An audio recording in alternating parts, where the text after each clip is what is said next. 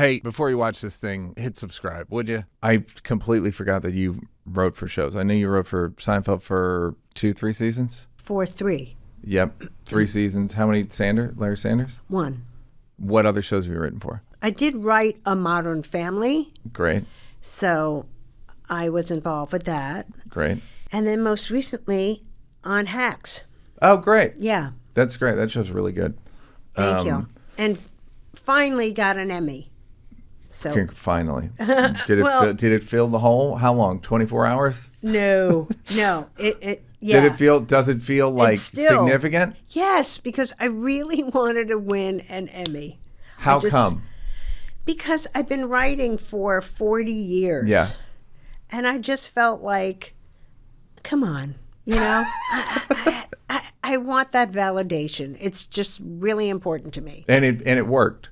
Completely. That's funny. I love that when validation, like a shallow thing, yep, that totally hit the spot. Well, you must have won. I've never won an Emmy. I'm so surprised. Well, we got nominated for a bunch. Yeah. And then on Chappelle's show, and then I kind of won one because I wrote a SNL episode, and it won. So I got like a certificate, but it's not one of my shallow things. No. I Wow. never thought, I don't know, I just always thought it was kind of silly, and then it didn't, I don't know, I don't judge, I have plenty of shallow things like that, but that's just not one of them. Wow. I was so sure we weren't going to win because the bear was still looming that I took a job writing on the Emmys because I thought, well, I don't want to sit in the audience in here, and lose. That's the worst thing.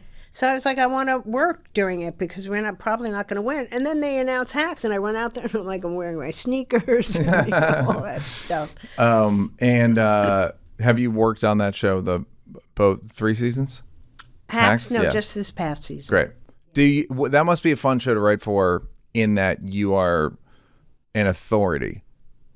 I mean, obviously you're not in charge, but there must be some. Yeah. They must turn to you and be like, yeah, is this the thing? Yeah, absolutely.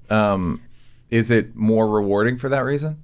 Meaning, do you feel more comfortable there? Like, what show did you feel most comfortable at? Probably Seinfeld. Got it. Because writing has also changed in that, Hacks is all, the writer's room is all on Zoom, which is great for the convenience of not having to drive and blah, blah, blah. But there's nothing like being in a room with funny people. Yeah. Nothing like Zooms that would make me a little crazy, I think. Yeah, that's hard. But I remember one time we were talking about stand-up, that Deborah Vance is really doing so well as a comic. And she's, I said, she says to her manager, and no papering the house anywhere. And they're like, papering the house? Like, what is that? And I was like, that's a thing from the past. Yeah. No, I don't think that is actually. Really? Yeah, they still paper rooms. Oh. You should have fought for it. No, they used it. Oh, great. All right, good. Did you, okay, so how did it feel going from full-time comedian to full-time writer? Did it feel like, because I would argue the showbiz pecking order is like performer and then writers below that in terms of in comedy. Right. I don't know. I liked kind of, and even to this day, I like the break of writing in terms of I have this great job. It's very creative, but I don't have to be out there like campaign. You don't have to travel. Yeah, you don't have to travel. And it takes off the campaigning for yourself all the time, which has its good and its bad. You're not out there campaigning, which is nice and restful, but then not as many people know you anymore. Yeah. So it's that trade-off. And is it something you are still managing, or have you just gone like, no, this is good? Yeah. At this point, I just feel like this is good. But I'm sure you're like me about stand-up. It's like, especially now going out, I'm doing like, all new, like 12 minutes. I have 12 minutes that's completely new. And it's kind of re-energized me to stand-up because it's like, when you start to do your act, the greatest hits becomes like doing Oklahoma every night, So it's great that you kind of still, oh, I'm still funny. Yeah. Yeah. I kind of became a comedian because I was sick of having to try to prove that I was funny in like writing situations. Like, no, this is funny. And they'd be like, and you'd be like, all right, let me go. Yeah. Let me go to a hostile environment. So okay. So what was your SNL regrets? I didn't see this coming. I'm genuinely curious about Really? that. What years did you write for SNL? 85 to 86. So that was the Robert Downey, Anthony Yes. Michael Hall. Yes. The and last the year year- that Lorne Michaels came back. The end of or beginning of? Oh, he came at the beginning, right? He left in 80 and he came back in 85 Okay. after Dick Ebersol was running the show. And who else was? Julie Louis-Dreyfus was performer? No. She was gone. It was Nora Dunn, Oh, right. Okay. Joan Cusack. Yeah. And what was had you had a writing job before that? No. Okay. So what did you think of the SNL? I mean, I auditioned to be a performer, and Al Franken came to my stand-up audition with a guy named Jim Downey, who was the head writer for a long time. And they said, oh, really love your stand-up. And then they offered me a writing job. And I jumped at it because Yeah. it's amazing. Yeah. But I liked it right away. Yeah, I was happy about it. And there's a great documentary on Peacock now, a docuseries about SNL. But the 4th episode is called The Weird Year, and it's all about the year I was there. And they talked to me and a lot of other writers, and it's And very did they capture it? interesting. Did Totally. they nail it? Yeah, they So did. was it so Lorne's, I don't know if he's in the documentary, but I've heard he said like he hired too many young sort of movie actors Yeah. and not enough Funny people. Yeah. Yes. And what was it like from your point of view? Everybody knew something was not working. Something was So not. fun. When you're on a project, it's like what is that smell? And it's not like shit. It's Yeah. just like, and it's not Yeah. even necessarily bad. It's like, it's just off. Something is very off. And the reviews came out right away. And Lauren, called it. It was like, oh, how many Saturday night dead Yeah. is there going to be?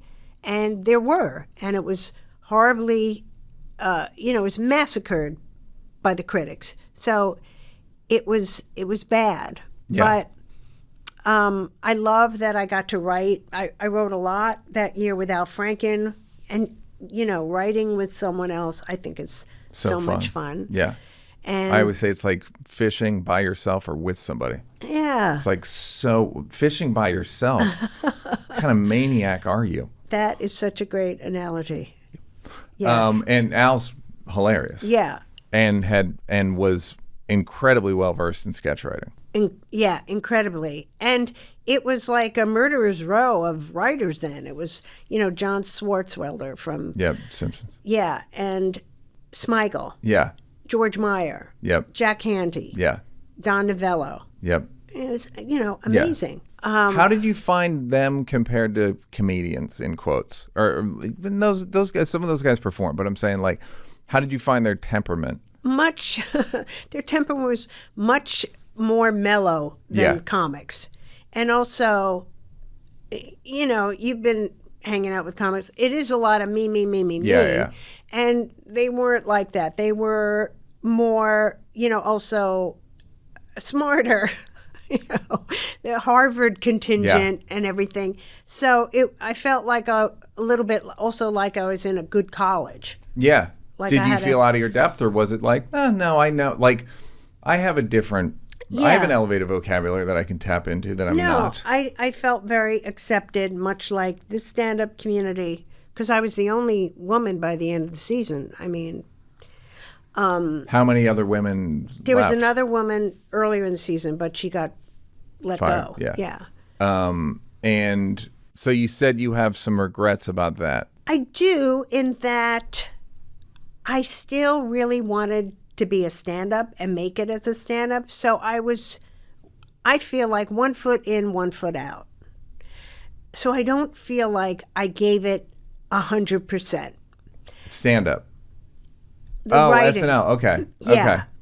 So sometimes I think about, like, I wonder if I went back now, I don't know if I could handle it because the schedule is so grueling. Yeah. And I was there when I was 29. You can do it when you're 29. I don't know if you can do it at my age, but part of me feels like I didn't do the complete experience from my end. Yeah. And I would love to have been there a lot, but my stand-up really grew after that. And I kind of had your career or your talent? Were you a better comic career, were you a better comic for having worked there? I think so, because, when you're not doing exactly what you want to do, you really give to what you want to do so much, because that's like your oasis. It's like, I was wrong about you, baby. You were under my nose the whole time, and I didn't realize how good I had it. Yes. What's the worst can happen if we make out? You'll see. You're in a relationship already, but you'll not. You'll see. How I'm very committed, but I understand what a powerful line that is. Yeah. That's nobody okay. Well, says that's no. okay. You have career. We'll put that under career regrets. Yeah. Do you have a lot of those? Not a lot, because I feel like things lay out the way they're supposed to. And also I feel like, I still go after things that I want. I feel like a misconception of show business is like, you write for Seinfeld and then you coast. Well, that's what I say. And then everybody gets $1 million a week. Yeah. And then you coast. Yeah. And it's so not like that. Yeah. Like even the Modern Family episode, I ran into Steve Levitan at an event, and I loved the show. Mm-hmm. And I said to him, my patented way to ask people for things, I said, I love the show. Would you consider me coming in and pitching some ideas? Would you consider is so much better than, can I come in? Absolutely. And you're like, nah. Yeah. And also, if you add and if you can't swing it, no problem. And then all the pressure's off. Yeah. And then he said, yeah, sure, come in and pitch some stuff. And then I did, and it became an episode. And so that's what I mean about, I kind of see my career as still evolving, because I'll make something happen if it doesn't come to me. Don't you want me to feel good? Subscribe.